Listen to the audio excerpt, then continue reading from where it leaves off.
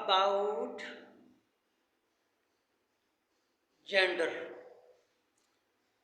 and reference from Holy Quran। एक बात को समझ लेना चाहिए, जेंडर के हवाले से हर ज़माने में बहुत ज़्यादा ये एक तशवीश रही है। एक ज़माना था जब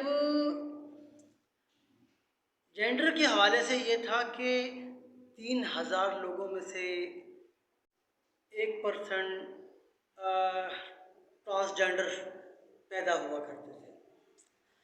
अब ज़माना ये आ चुका है कि 3% जो है, ठीक है, 1 लाख में से आप ये देखें कि 3% जो है वो ट्रांसजेंडर बन रहे हैं, पैदा हो रहे हैं।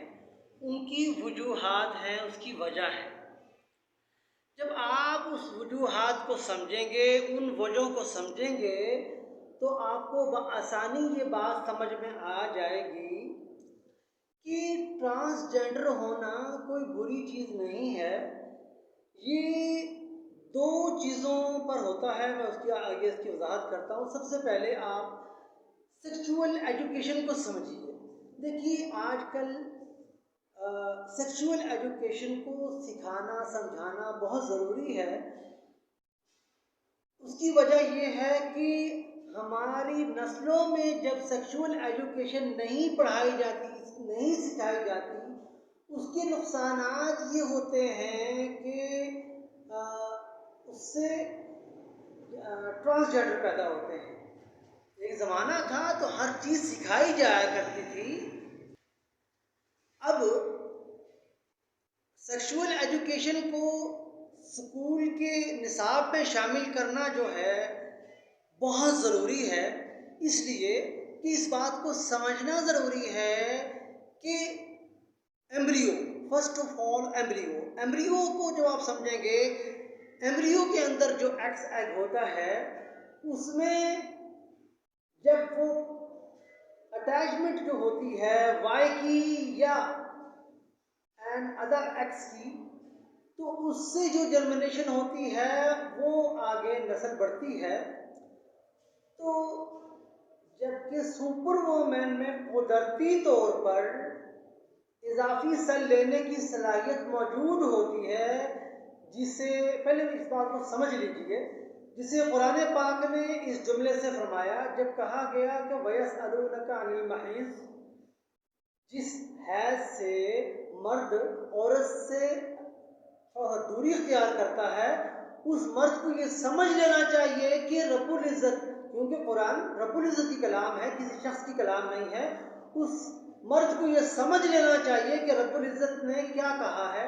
कुल हुआ अदा, कुल हुआ अदा, कुल हिया नहीं कहा, क्योंकि कुरान पाक की एक ही ज़मीर के अंदर पूरे के पूरे उलूम जो हैं वो मुस्तहज़र हैं। कुल हुआ अज़ा का फरमाया कि उस सुपर वोमेन में जो वो मर्दानगी के अंसर पैदा हो जाते हैं, उसके इखराज का नाम हैज़ है।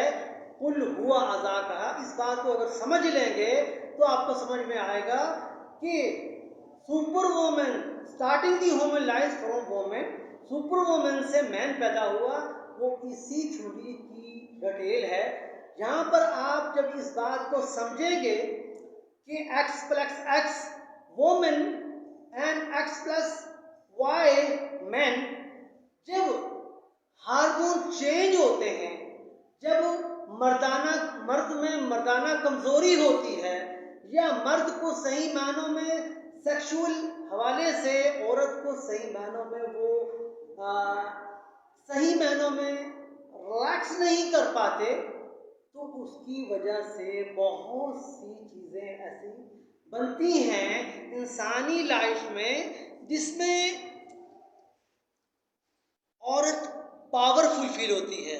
अगर मर्द पावरफुल होगा तो उसका वाय काम करेगा, तो मर्द पैदा होंगे। अगर उसमें मर्द कमज़ोर होगा तो औरत का जो एक्स है वो उसमें ऐड हो जाएगा और एक्स प्लस एक्स वो मैन बन जाएगा। तो इस चीज़ को समझिए। अब जर्मिनेशन के बाद भी 6 साल का अरसा होता है, 6 से 9 साल का। जब 6 से 9 साल के अरसे में इंसान के अंदर हार्मोन चेंज होने के हवाले से होता है। बहुत से लोग होते हैं जिसमें हार्मोन चेंज होते हैं। हार्मोन चेंज अगर हो रहे हैं, अब इसमें 2 चीज़ें आ रही हैं। या तो बिफोर जर्मिनेशन वो मर्दाना कमज़ोरी की वजह से भी कुछ ऐसे मामला पेश आते हैं, और आफ्टर जर्मिनेशन अगर हार्मोन चेंज होते हैं वो रब्बुल इज़्ज़त की तरफ से, और इंसान के अंदर जो रेजिस बिल्ड होती हैं वो उसकी जो तवज्जुहात होती हैं उससे भी हार्मोन चेंज होते हैं।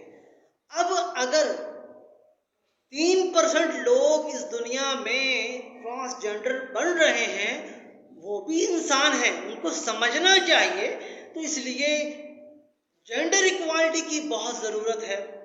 इसके साथ साथ कि ह्यूमैनिटी फर्स्ट, यहाँ पर जो मैंने कुरान पाक की आयत पेश की है और इसके अलावा बहुत सी आयात ऐसी हैं, मैं इसको वाज़े कर सकता हूँ कि कुल हुआ आज़ाद। ठीक हो गया? इसलिए इस चीज़ को समझिए। Be with us David Ariel researcher. I have many researches from the Holy Quran. My name David Ariel. I am following and believe among women, prophet and messenger. We are Fatimi, daughter of Muhammad Rasulullah, our prophet and messenger. وبعدها, after that, continue in woman. وبعدها سلسلة المسلسل فيها النساء والنبيات. Be with us, David Ariel researcher.